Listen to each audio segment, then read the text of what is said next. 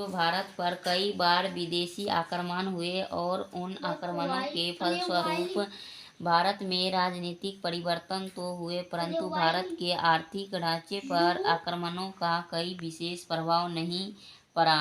आत्मनिर्भर भारत, ग्रामीण उद्योग एवं परिश्रम, आत्मनिर्भर ग्रामीण अर्थव्यवस्था, यह सब कई शताब्दियों से यहाँ चल रहे थे। भारत की आत्मनिर्भर समाज व्यवस्था का वर्णन चार्ल्स मेटकाफ इन शब्दों में करते हैं: ग्राम व्यवस्था छोटे छोटे गणतंत्र है, अपनी जरूरत की सारी चीजें इन्हें अपने यहाँ प्राप्त है और विदेश संबंधों से मुक्त है। जहाँ कुछ भी अस्थायी नहीं है वहाँ ये अकेले जैसे अमर है। राज्य कुल ढुलकते रहे, क्रांतियाँ होती रही, हिंदू, पठान, मुगल, मराठा, सिख, आक्सन मालिक बनते रहे, लेकिन ग्राम समाज यथापूर्व बने रहे।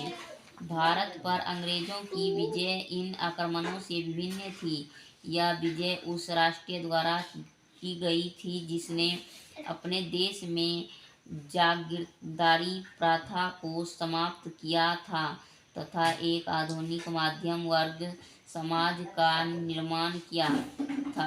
पूंजीवादी व्यवस्था की उन्नति और फैलाव के द्वारा ब्रिटिश ने अपने आप को एक आधुनिक राष्ट्र के रूप में संगठित कर लिया था, परंतु भारतीय समाज के पुरातन आर्थिक आधार को नष्ट करके उसकी जगह पूंजीवादी व्यवस्था की स्थापना किए बिना ब्रिटेन अपनी पूंजीवादी आर्थिक आवश्यकताओं के लिए औपनिवेशिक भारत का सूचित उपयोग नहीं कर सकता था।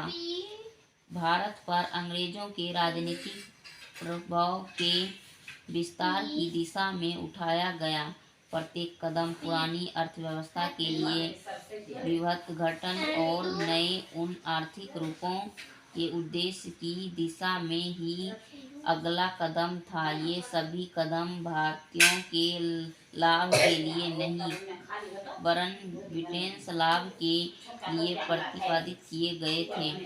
वस्तु 16वीं शताब्दी में भारत धन, वैभव एवं समृद्धि से संपन्न था। भारत की इस समृद्धि से प्रभावित होकर यूरोप के विभिन्न देश भारत के साथ व्यापार करने के लिए उत्सुक थे। सन 16 को ब्रिटिश महारानी एलिजाबेथ प्रथम ने अंग्रेज व्यापारी की ईस्ट इंडिया कंपनी को भारत को व्यापार करने के लिए अधिकार पत्र दिया। 16वीं में Dutch East India company Bharat आई। सन 1664 में फ्रांस के सम्राट ने भारत से व्यापार करने के लिए फ्रेंच ईस्ट इंडिया कंपनी की स्थापना की। इस प्रकार अब पुर्तगाली, डच, ब्रिटिश और फ्रांसीसी कंपनियां पूर्वी देशों और विदेश रूप से भारत में अपना व्यापार बढ़ाने लगी। कुछ समय तक तो ईस्ट इंडिया कंपनी का उद्देश्य भारत से व्यापार करना ही रहा, परंतु उन्होंने भारत की राजनीतिक फूट और अस्थिरता का लाभ उठाकर अपना राजनीतिक प्रभाव बढ़ाना आरंभ कर दिया। सन 1757 के प्लासी के एक बक्सर के युद्ध में ईस्ट इंडिया कंपनी की सेनाओं ने मुगल सम्राट शाह आलम, बंगाल के नवाब मीर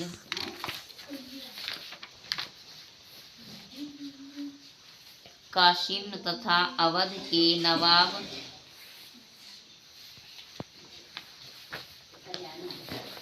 शुजा-उद-दौला की संयुक्त सेनाओं को पराजित करके ईस्ट इंडिया कंपनी की राजनीतिक शक्ति को स्थापित कर दिया। गवर्नर जनरल लॉर्ड डलहौजी के कार्यकाल तक कंपनी की प्रभुता संपूर्ण भारत में स्थापित हो चुकी थी और अब मुगल बादशाह की सत्ता केवल नाम मात्र की रह गई थी। तत्पश्चात आगामी वर्षों में अंग्रेजों ने भारत में अपने साम्राज्य का विस्तार किया। 19वीं ने इस देश के व्यापार को अपने कब्जे में ले लिया। इस अवधि में वे भारत से माल ले जाते और विदेशों में बेच देते। ब्रिटिश ईस्ट इंडिया कंपनी के कर्मचारी किसान एवं व्यापारियों से बलपूर्वक उनका माल उठा ले जाते थे। वे लगातार मूल्य का केवल 1/4 मूल्य चुकाते थे, जबकि अपने या अपने अधिकार में लिए माल को कई गुना कीमत में बेचते थे।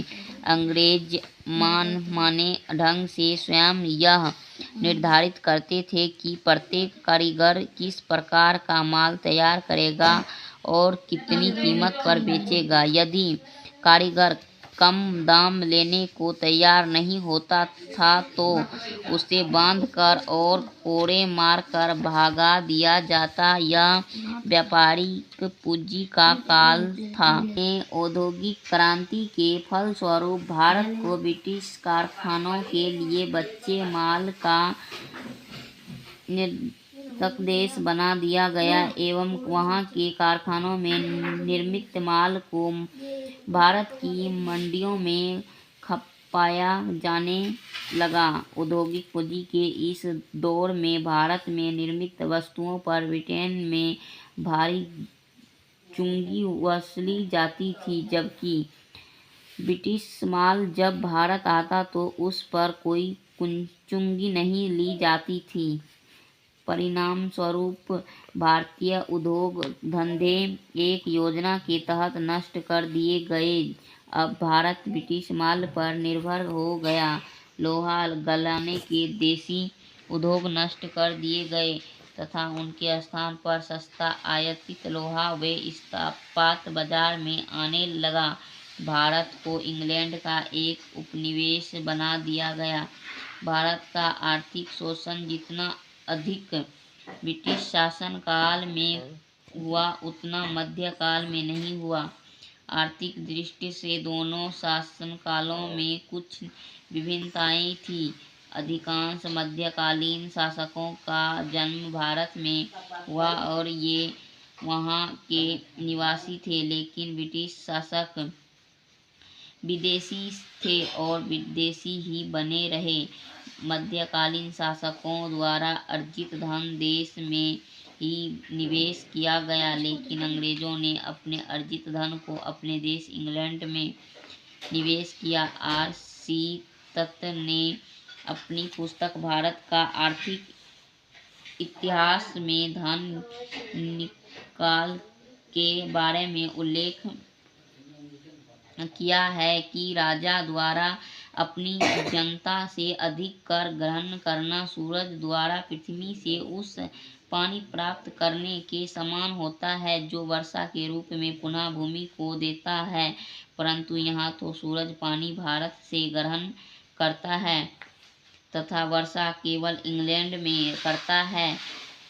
भारत तो मध्यकाल में एक समृद्ध राष्ट्र था, उसे ब्रिटिश युग में एक निर्धन राष्ट्र बना दिया गया। यह सत्य है कि मध्यकाल में कुछ विदेशी आक्रमणकारियों ने जैसे महमूद गजनवी, तैमूर और नादिरशाह आदि भारत से धन संपदा लूट कर ले गए, परंतु देशवासियों ने उनके जाने के बाद अपने परिश्रम और लगन से देश की आर्थिक स्थिति को ठीक कर लिया था। लेकिन ब्रिटिश शासकों ने ऐसी आर्थिक नीतियां अपनाई जिससे भारतीय अर्थव्यवस्था दिनों दिन कर्ज होती चली गई।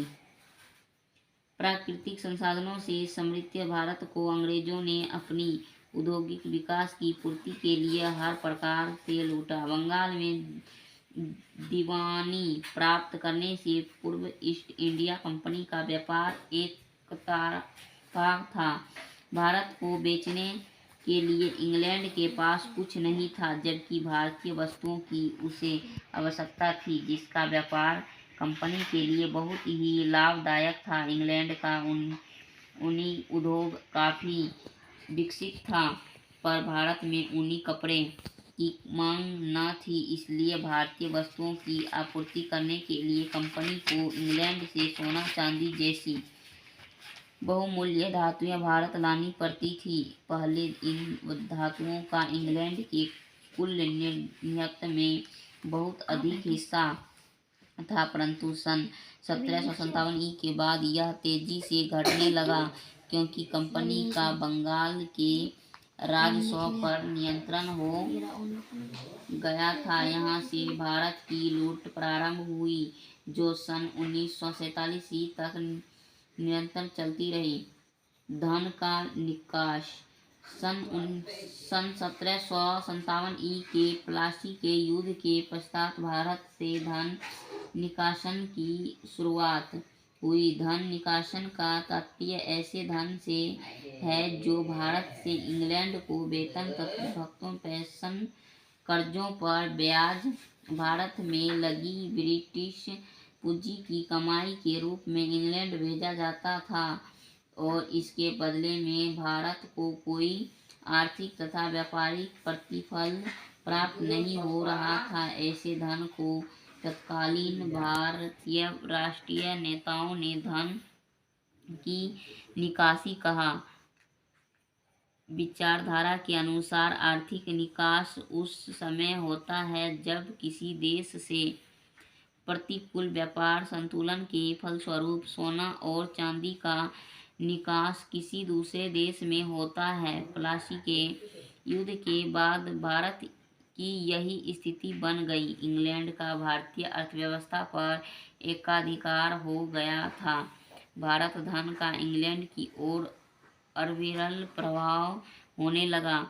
सर्वप्रथम दादा भाई नौरोजी ने अपनी पुस्तक party and un British rule in India में धन निष्कासन के सिद्धांत का प्रतिपादन किया। दादा भाई नौरोजी ने यह स्पष्ट किया कि तत्कालीन भारतीय गरीबी का प्रमुख कारण धन निकासन है, क्योंकि जो अधिशेष होता है वह इंग्लैंड में भेज दिया जाता है, इसे भारत में निवेश नहीं किया जाता। आय का अतिरिक्त भाग जो अधिक उत्पादन के लिए लगाया जाता है वही नए रोजगार पैदा करता है, परंतु अतिरिक्त आय की लगातार निकासी के कारण भारत में रोजगार सृजन नहीं हो रही है।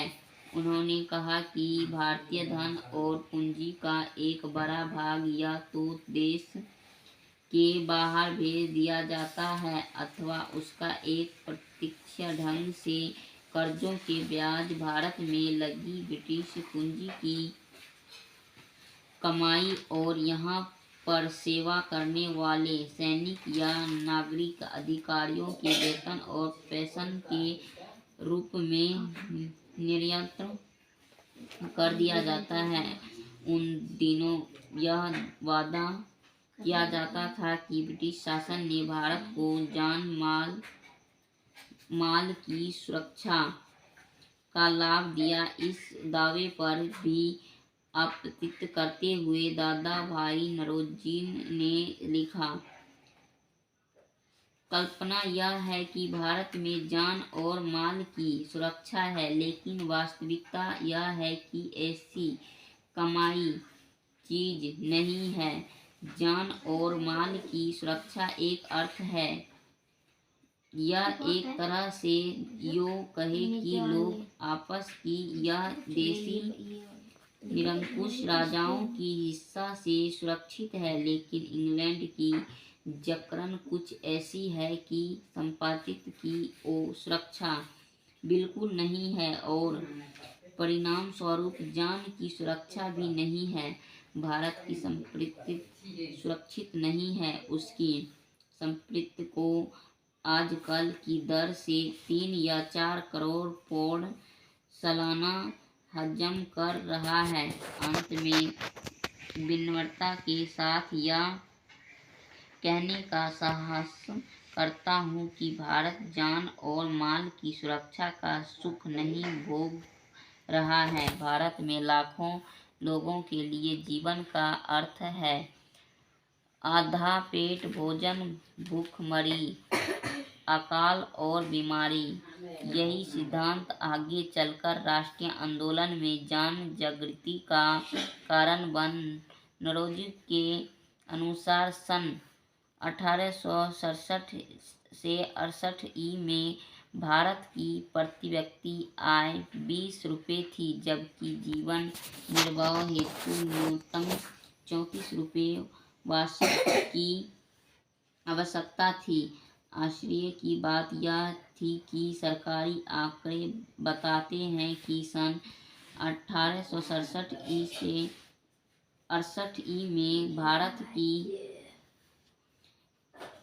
कारागृहों में बंद कैदियों पर किया गया व्यय 21 रुपये से लेकर 53 रुपये तक था।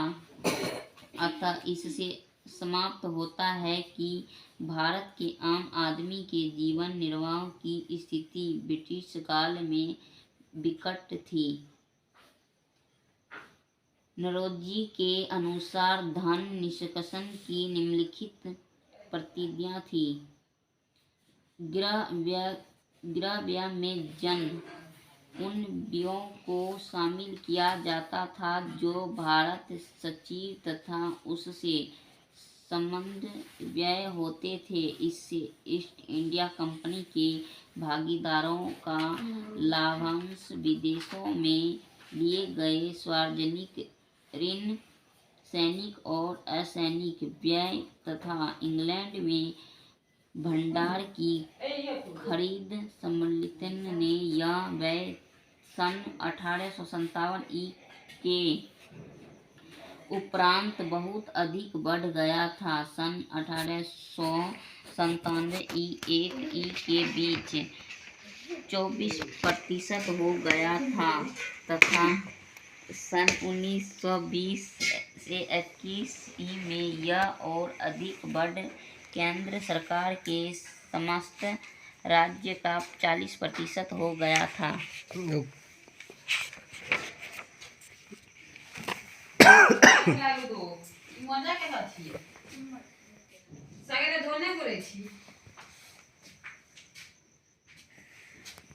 कच्चे रह गए।